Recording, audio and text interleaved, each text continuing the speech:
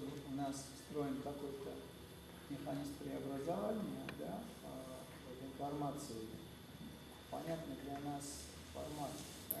So can we say that we have inside us some mechanism of transformation of information, transforming information into some understandable for us format. When you are just aware of the essence you are, that is full chit, you know, sat chit ananda chit. That chit potency, that knowledge, that is not just the knowledge of some stuff. It's a capacity to transform energy in whatever way is appropriate for that moment. Когда вы осознаете сами себя, свою собственную природу, если услышали такие понятия, как сат-чит-ананда, вот аспект чит, то, что называют знанием, это не просто знание, это как раз способность преобразовывать вот энергию, информацию в понятный для себя формат. А о чем говорят разницы? Wait, Amani. Подождите минутку. Можно было более просто объяснить. Для примера, вот You can explain more simply, maybe. есть такая вещь, как искусство. There is such a phenomenon like arts, Художественное искусство, музыка. drawing arts. Нет вопросов, на каком языке человек говорит. There is no question there on which language person Каждый speaks. может что-то воспринять. Everybody can understand something. Yeah, music is a great example. Точно так же музыка очень хороший пример. Art, Искусство, dance. художественное искусство, танцы. What else? Что еще? Еще пример. Просто вид сознания – это вид энергии, и поэтому там нет такого понятия, как язык. Consciousness is a kind of energy, so there should be no such Там имеет значение только восприятие. language there. Что имеет значение? Восприятие. What really matters there is perception. Yes, thank you. Да, Good point. спасибо, очень хороший.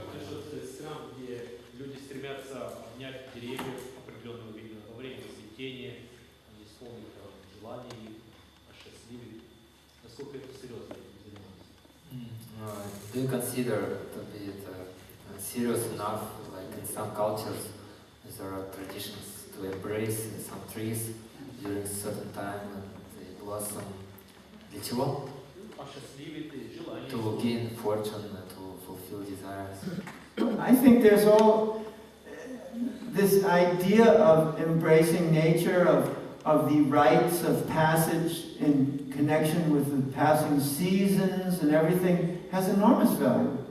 Я думаю, вот эта идея, вот эти традиции контакта, особых каких-то вот церемоний контакта с природой, особенно в определенные времена года, это все очень ценно. But the problem comes when it becomes a ritual.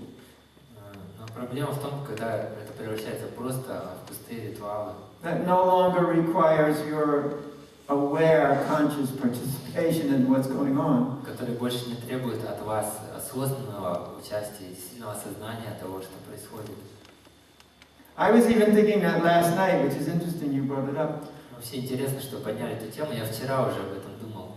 That when we were there before Goddess Durga, that the way in which she manifests through all of the nature and the Deva spirits and everything, that the original pagan rites were acknowledging all of this as part of their structure. Когда вчера мы стояли перед богиней Дургой, перед божеством Дурги, и вот пытались почувствовать, осознать, как она проявляется во всей природе, вот эти изначальные, тех, кого называют язычниками, они как раз занимались.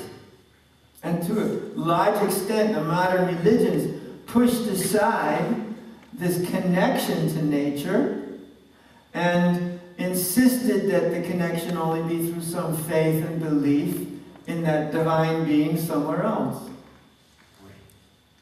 У них в культуре, в древнеязыческой культуре это было очень сильно проявлено, а потом эти современные религии, они все это трансформировали, они отошли от этого в очень большой степени и все свели к тому, что люди должны соединяться, вступать в контакт через какие-то особые вот там идолы, каких-то особых богов, не просто с природой. So I think that's very interesting. Thank you for bringing that point Я up. думаю, это очень интересно. Спасибо, что вы затронули этот момент. That lady there had a question then here. Женщина, там много вопросов. Behind you, Rita. Вот вы рассказывали, что вы не поверили первый раз, когда услышали от растения. Ну, а что он вам сказал тогда? Первый раз, когда вы не поверили, что он сказал, вроде не. И вообще, о чем растения говорят? You mentioned that you did not believe a plant was talking to you, but what exactly did it say to you? It said, I'm freezing. Она сказала мне, что мне холодно, я замерзаю. It was in my room and the door was open and it was very cold and the cold air came in and it said it's freezing. Это было в моей комнате, там была открыта дверь, холодный воздух проникал в комнату, и растение пожаловалось, что оно замерзает. And then it died afterwards. И затем, через какое-то время, оно погибло. And I felt terrible. Я чувствовал себя ужасно. That's what happened. Это то, что было. Я хотела спросить, когда при общении с растениями, например, может быть, что растения общаются с помощью каких-то образов, то есть, они показывают, что не слышно именно языка какого-то конкретного, а есть образ. И вот есть два подхода к этому, первый, как у меня презентация этой мысли, что я слышала, что у каждого есть какой-то собственный вид восприятия, да, кто-то ближе к словам, кто-то образами воспринимает. Есть, у меня еще такой вопрос, может быть, мы просто сами ограничиваем свои способности к восприятию, то есть, что можно услышать и, помимо непосредственно еще и в словах все, то есть является ли это, то, что мы видим образы, допустим, а не слышим слова, когда общаемся, является ли это нашим самоограничением, что мы говорим, что нет, мы не можем слышать слова, или это просто, какое-то естественное наша, сущность такая, что мы образами общаемся, нам так проще. When I associate with plants, I basically perceive some images as if they transfer some images to me. I don't hear words. The question is, can it be that it can be just a part of the nature of a person that, for example, some people more perceive images, some more hear something, some more see something, or feel something, or is it that we, in these cases, ourselves limit ourselves to some specific perception? Well, for example, horses communicate in images. Ну, знаете, например, лошади, они больше склонны общаться образами. So you get images. Они передают образы. Now, it is true that some people are more visually oriented, some people are more orally oriented, or to hearing, oral, AU, oriented. People are different, and they all have different ways in which their focused consciousness and awareness may be perceived. Ну, это тоже правда, что у разных людей разные способы восприятия больше проявлены. Кто-то лучше воспринимает визуальные, по визуальным каналам, кто-то слышит что-то, кто-то чувствует. So according to what you are, the communication will be transformed according to what you are. Поэтому естественно, что в зависимости от того, что больше у вас проявлено, какая у вас природа, общение будет происходить больше. Вы будете, естественно, больше воспринимать по-своему. So that's perfectly normal. Так что это совершенно нормально.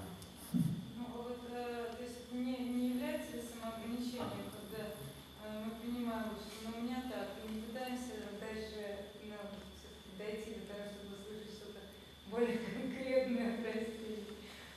So this is not like we limit ourselves and we do not allow ourselves to develop further, not just to perceive images, but maybe to hear something from a plant. I'm sorry, it just crashed and I just had to restart it. Say that again? So there cannot be like self-limitation when we perceive images and do not allow ourselves to hear something. Well, it's possible. Это тоже может быть. It depends. I mean, I cannot give an absolute answer to that. it's possible that you're limiting yourself, but then it's possible you're not, and that you're limiting yourself by thinking you are. Тут нет как бы однозначного ответа. Может быть и так, может быть, что вы сильно ограничиваете себя, а может быть, что у вас просто так происходит, это естественно. Why don't you just live with it and go with it as it is, and then when you feel it's time to do something different, do it. Почему вам просто не согласиться с этим, не пожить с этим? Если почувствуете, что пришло время как-то по-другому это делать. This is actually a very good point, if I may speak about this for everybody. Хороший момент, я хочу его отметить для всех. We start to worry. Видите, мы сразу начинаем беспокоиться. Am I doing it right? А действительно я тут все правильно делаю, как нужно, как следует. And there's no right, there's no Но wrong. здесь нет правильно и неправильно. We are just experiencing. Мы просто получаем опыт, чувствуем.